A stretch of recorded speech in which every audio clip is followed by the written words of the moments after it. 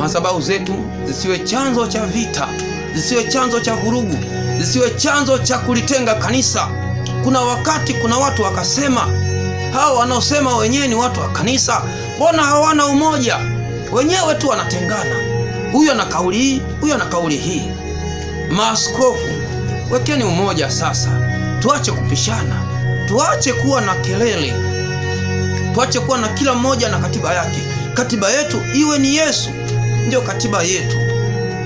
Tuangalie tunalipeleka wapi kanisa. Askofu huyu anaamka leo na neno hili, askofu huyu anaamka na neno hili. Haiwezekaniki kanisa la Mungu likose ujumbe hata wakati mmoja.